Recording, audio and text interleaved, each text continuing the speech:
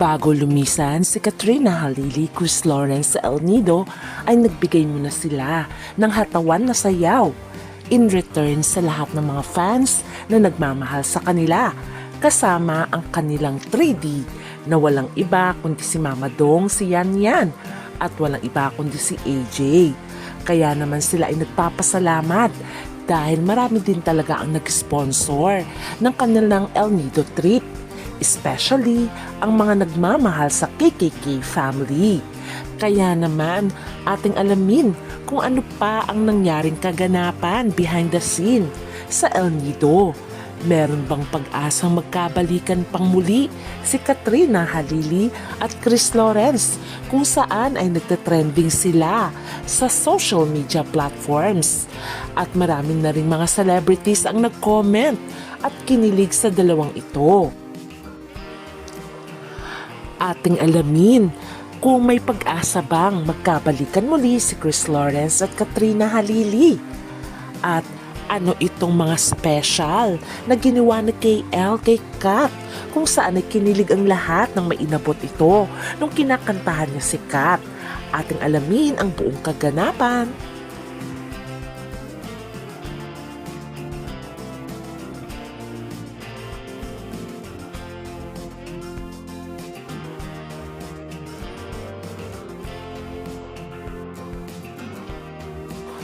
Kung ating babalikan ang nakaraan, more than 5 years din nagkaroon ng relasyon itong si Katrina Halili at si Chris Lawrence, kung saan si Katrina ay isang sikat na celebrity na siya noon.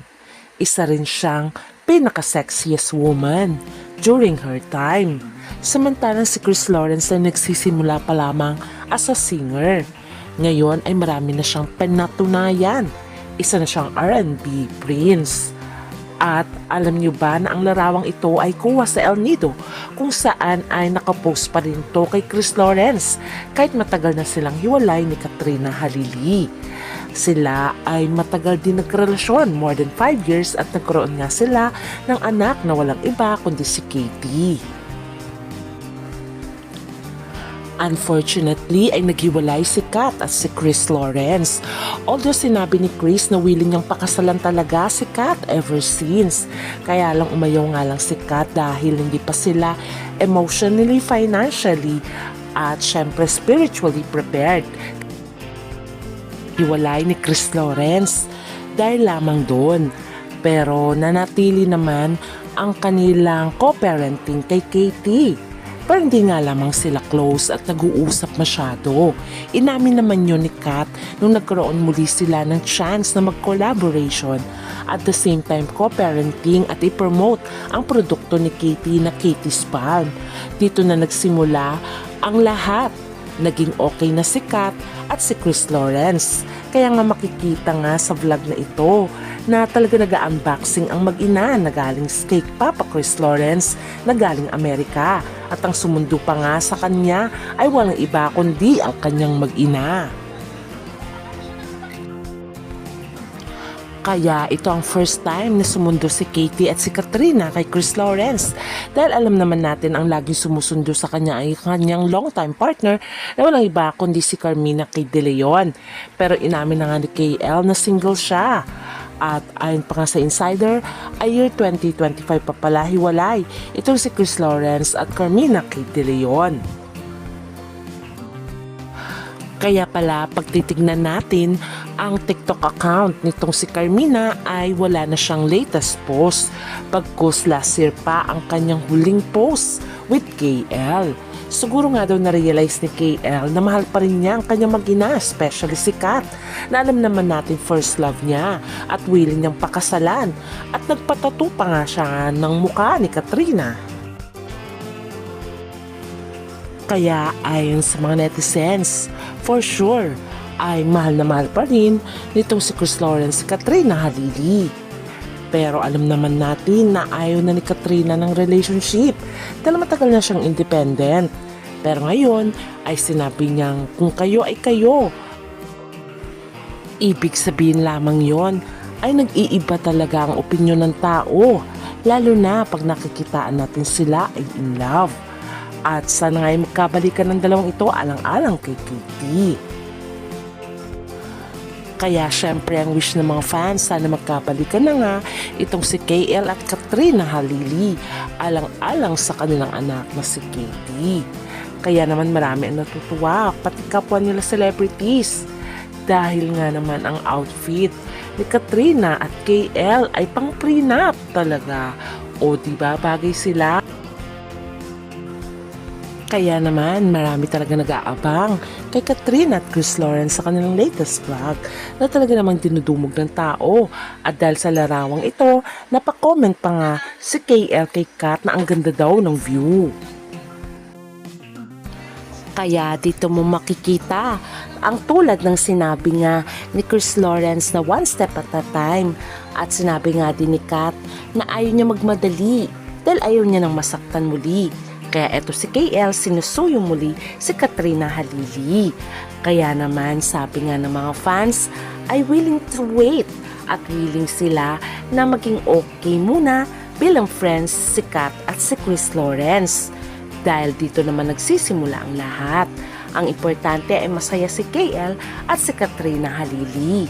O di ba naman, ang sweet nila dito, kala mo nagpiprenup na sana one day ay magkatotoo na talagang totohanan na ang kanilang prenup in the future. At syempre, ang higit na masaya ay walang iba kundi si Katie Loves. Nakitang-kita ang kanyang excitement. This is the first time kasi na magkasama ang kanyang mama at papa sa isang matagalang El Nido trip. Kaya naman napakasaya nila pare-pareho at kita rin naman sa kilos ni Kat at Chris Lawrence ang kasiyahan. At ang higit na maganda dito, ito kasi yung time ng Holy Week for reflection. At siguro marami din silang realizations in life that life is short. Kaya naman ay nagwo-work sila together as a team, collaboration or co-parenting. Pero hindi rin maiiwasan siguro na maiisip din nila ang kapakanan ni Katie. At syempre kung may pagmamahal pa naman, di ba? Tulad nga ng sinabi nila pareho, it's time for reset. At siguro ay sisimulan nila muli kung ano man ang kanilang nararamdaman before ay ibabalik nila. At sana nga ay for good na ito. Total naman pareho na silang matured, financially stable, at ang higit sa lahat ay nandun pa rin naman ang pagmamahal. Dahil yun ang dahilan kung bakit sila naghiwalay ay dahil sila ay immature pa. This time siguro ay dahan-dahan lang. Sabi nga ni KL, one step at a time. At sabi naman ni Katrina, kung kayo ay kayo, kaya hindi niya na sinasarado ang kanyang pusong magmahal muli. Kinantahan niya dito si Katrina ng Lady in Red, kung saan dati pa naman ito nakanta ito at dedicated talaga ito kay Kat. Mag-share na kayo para makalipat na tayo. Share na kayo dito. Ay, cheers niya ito gusto niya. Madam ka na! Madam ka na! Ayun na nga, ikot ka na. Everybody!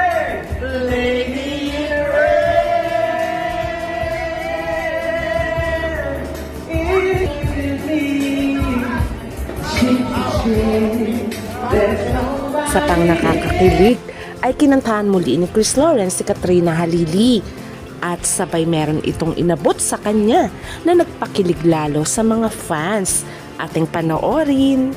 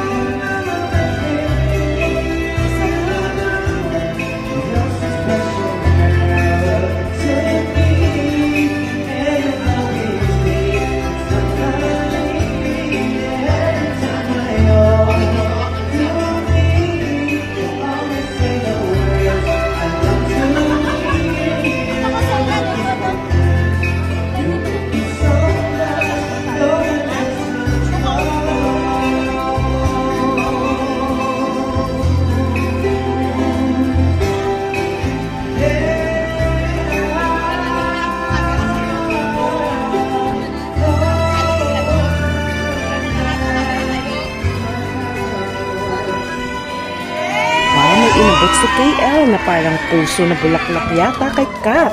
At nagulat nga itong si Katrina Halili dahil binigyan nga siya nito sa end ng kanta. Kaya tuloy lahat ay kinilig at nagsigawan. At ngayon ay nasa Manila na ulit si KL at si Katrina Halili, pati si Katie, at busy na naman si Katrina sa kanyang shooting sa kanyang bagong teleserye, samantalang si Chris Lawrence ay busy na muli sa kanyang single kasi meron na naman siyang US tour soon. Kaya tulad ng sinabi nila, best reset daw ang El Nido at nagpapasalamat nga si Kat at Chris Lawrence sa mga nagmamahal sa kanila, ang KKK family. At tulad nga ng sinabi ni Kat, ay ang kaligayahan ni Katie ang mas mahalaga sa kanila ngayon ni Chris Lawrence. At syempre kasunod na doon ay ang pagpapahalaga at pagmamahal pa rin nila sa isa't isa ni KL. At yan ang ating aabangan dahil ang kaligayahan ni Katie ay ang pagbabalikan nila. Hanggang sa muli, bye!